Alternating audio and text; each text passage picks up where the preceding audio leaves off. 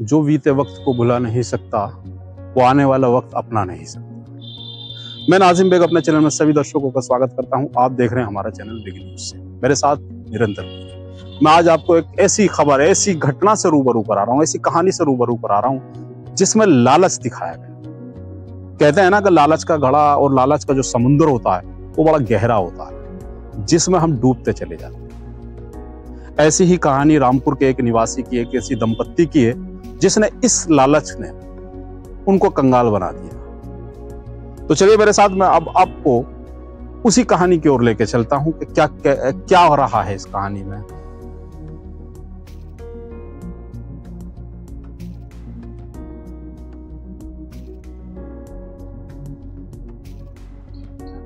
कहते हैं लालच बुरी बला है। लालच एक वो समुद्र है जिसके अंदर जितने अंदर जाते हैं उतने घिर जाते हैं। ऐसा ही हुआ है रामपुर के एक दंपत्ति के साथ। मैं आपको बताना चाह रहा हूं उनके लालच की कहानी। वो अपने रिश्तेदार, अपने पड़ोसियों को बताया करते हैं कि उनके घर में एक रात को झनकार की आवाज आए। कुछ उसमें से ऐसे व्यक्ति भी थे, वो बताया करते थे कि आपके घर में शायद माया जाल है, आपके घर में शायद कोई खजाना है। जब ये बात उन दोनों दंपतियों को बताई तो उनका भी कुछ इस ओर ध्यान जाना शुरू हुआ कि शायद खजाना हो सकता है। ये खजाना वो है जो कि पूर्व में लोग अपने घर आंगन में, या पड़ोसी, क्योंकि बैंक हुआ नहीं करते थे तो अपने आंगन में गाड़ दिया करते थे। उन्होंने सोचा शायद ऐसा ही कहीं इस हमारे घर में तो नहीं है। उन्होंने फिर उसी रिश्तेदार, उसी दंपत्ति से कहा कि कैसे मुझे ये धन की प्राप्ति हो सकती है, कैसे इस खजाने की प्राप्ति हो सकती है। यहां से शुरू होता है उसका लालच। जो उसका पड़ोसी, जो उसका रिश्तेदार संबंधी होता था कि मैं ऐसे एक व्यक्ति को जानता हूं जो इस तरीके के खजाने को ढूंढ निकालता है। उन्होंने कहा अच्छा ठीक है, हमें भी उनसे आप संपर्क कराइए, हमें भी उससे मिलाइए। उन दंपतियों ने उनसे एक पड़ोस के ही जनपद के रहने वाला एक तांत्रिक, उससे संपर्क किया। उनने संपर्क साधा, वो घर आया, सारी चीजें उसने देखी। उसने कहा हाँ आपके घर में माया है, खजाना है। तो उस दंपत्ति के ओर जब उसके तांत्रिक का ये कहना होता है कि आपके घर में खजाना है, तो उसके ओर मन में आ जाती है कि वाकई इस खजाने को प्राप्त करना चाहिए। वो तांत्रिक से पूछता है कि इस खजाने को हम प्राप्त कैसे कर सकते हैं, ये खजाना हमें आसानी से कैसे मिल सकता है।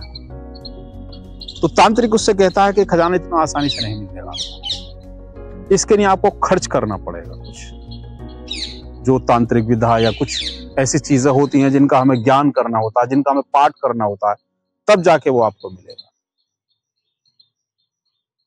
वो क्योंकि कहते हैं ना कि लालच का जो घड़ा होता है और लालच का जो समुद्र होता है बड़ा गहरा होता है। उसने कहा ठीक है, आप हमारे इन चीजों को करिए और आप हमें कैसे ही बस उस धन की प्राप्ति करा दिए। वो उत्सुक थे उस धन को पाने के लिए। तो उसी क्रम में उस तांत्रिक ने कहा कि कम से कम 15 से 16 हजार रुपए की इसकी जो एक विधा होती है, हमको पाठ करना होता है, वो करना पड़ेगा। ठीक है, उन्होंने कहा कोई बात नहीं, आप हम इतना खर्च कर देंगे, आप हमें केवल खजाना की प्राप्ति कराइए। यहां से शुरू होता है उनका मकड़ जाल में फंसना। दर्शकों, मैं इस कहानी को आपको इसलिए बता रहा हूं कि वाकई हम जो लालच का समुद्र, जो हमारे लालच के इर्द गिर्द लोग होते हैं, वो हमको इसी तरीके से भ्रमित करके हमारा सारा धन लूट लेते हैं। धन तो नहीं मिलता लेकिन हम कंगाल जरूर हैं। ऐसे ही इस घटनाक्रम इस कहानी में भी हुआ। तो तांत्रिक उनसे 15-16 हजार रुपए ले जाने के बाद अपनी विधा शुरू करता है, और अगले नेक्स्ट टाइम जो एक निश्चित दिन दिया जाता है, वो तांत्रिक उनके घर पहुंचता है और उनसे कहता है कि आपके घर में कुछ ऐसी जगह पर एक धातु की चीजें, जैसे कहते हैं कि चांदी के सिक्के आपके वहां रखे हों, आप वहां से उठा लीजिए। वो जाते हैं तो कहते हैं कि हमने तो अभी सुबह सफाई की थी, यहाँ तो कुछ नहीं था, और चांदी के सिक्के कैसे आ गए। वो कहता है कि ऐसी सिक्के बहुत हैं आपके घर में। वो उनकी लालच के दिमाग को बांध देता है। वो कह देता है कि आपके घर में और भी अशरफियां, और भी खजाना है। फिर वो उत्सुक हो जाते हैं, क्योंकि जब हमें इतनी 5 से 6 अशरफियां मिल सकती हैं कहीं भी, तो इसका मतलब हमारे घर में खजाना है। वो निश्चित तौर पे अपना कॉन्फिडेंस को शोर कर लेते हैं कि अब हमारे घर में खजाना निश्चित है। फिर शुरू होती है उनके लुटने की कहानी, उनको कंगाल होने की कहानी। किसी भी तांत्रिक उनसे कभी 50,000, कभी लाख, मुझसे ऐंठना शुरू कर देता है। एक समय जब आता है, जब अंतिम समय जब दिखता है, वो कहते हैं कि अब हमारे पास पैसा नहीं है, अब हम पैसा आपको कहाँ से देंगे। तो वो कहते हैं कि एक बार और आपको हम पार्ट करेंगे जिसमें आपको अंतिम हमें पैसा देना। तो वो कहता है ठीक है, मेरे पास कुछ पैसे हैं, मैं आपको वो दे दूंगा। इस उपरांत जैसे ही वो लास्ट कार्यक्रम, मतलब लास्ट की जो विधा शुरू होती है, वो कहता है आपके घर में 6x, उसका जो 6x6 का कमरा होता है, कि आपके घर में एक गड्ढा खोदा जाए, उस गड्ढे में एक हम घड़ा गाड़ेंगे, उस घर में जो आपके पास मिली अशर्फियां हैं उनको डालेंगे, जिससे कि वो अशर्फियां जो आपके आसपास आपके घर में हैं उस घर में आ जाएंगे। तो कहता है ठीक है, चलिए ऐसे ही होता है। एक दिन निश्चित किया जाता है, वो घड़ा खोदते हैं, गड्ढा खोदते हैं, उसमें घड़ा डालते हैं, और उसी में वो अशर्फियां जो मिलती हैं, जो मतलब चांदी के सिक्के उनको प्राप्त हो पाते हैं, वो उसमें डाल देते हैं और कह देते हैं 10 से 12 दिन बाद हम इसको खोल के देखेंगे। जब खोल के देखते हैं, वो 10 से 12 दिन का निश्चित समय हो जाता है, वो उसको खोलने का प्लानिंग बनाते हैं और खोद के देखते हैं तो कुछ नहीं मिलता, केवल वही सिक्के उस घड़े में मौजूद होते हैं। फिर शुरू उनका तांत्रिक से संपर्क जब शुरू करना चाहते हैं वो, तो उससे संपर्क, कॉन्टेक्ट नंबर नहीं मिलता उसका, जो जगह उसने बताई थी वहां भी वो नहीं मिलता। उनकी परेशानियों का दौर शुरू हो चुका है, क्योंकि यहाँ वो कंगाल हो चुके हैं, पूरी तरीके से अपना जो पैसा था वो खर्च कर चुके हैं उस पर। फिर उसके उपरांत वो तांत्रिक से जब संपर्क साधते नहीं होता, वो पुलिस कंप्लेंट भी करते हैं, मीडिया को भी बुलाते हैं, सब लोग वहां पहुंचते हैं, देखते हैं क्या हुआ। तो वाकई गड्ढा खुदा हुआ होता है, उसमें घड़ा दबा हुआ होता है, चांदी के सिक्के होते हैं कि इसमें पैसा आएगा और हम इसको ले लेंगे। ऐसा नहीं होता, घड़ा खाली होता है। वो जब उनसे इस बारे में पूछा जाता है तो बताते हैं कि हमारे हम बिल्कुल कंगाल हो चुके हैं, उस तांत्रिक ने हमसे सारा पैसा ऐंठ लिया है, लगभग से 4 से 6 लाख 5 जो भी था वो सब हमसे ले लिया है। वो पैसा जो हमने अपनी बेटी के लिए, उसकी शादी के लिए रखा हुआ था, वो सारा पैसा वो ले चुका है। अब उसका ना ही तो कोई फोन लग रहा, ना ही वो एड्रेस पर हमको मिल पा रहा है, क्योंकि वो पैसा सारा ले जा चुका है। तो ये हमारी लालच की कहानी है। मैं आपकी उनसे बात भी कराऊंगा, आपको बोलते हुए भी सुनाई देंगे वो आपको क्या कहना है उनका। लालच में किस कदर वो फंस चुके हैं। आज वो केवल इतना कह रहे हैं कि हमें बस हमारा पैसा मिल जाए, जो हमने उस पर खर्च किया है, हमें नहीं चाहिए वो खजाना। लालच का जो उनका भ्रम था वो टूट चुका था यार। अब बड़े परेशान है, वो कहते हैं कि हम तो कोई कमाने का भी जरिया नहीं है, बेटी की शादी हम कैसे करेंगे।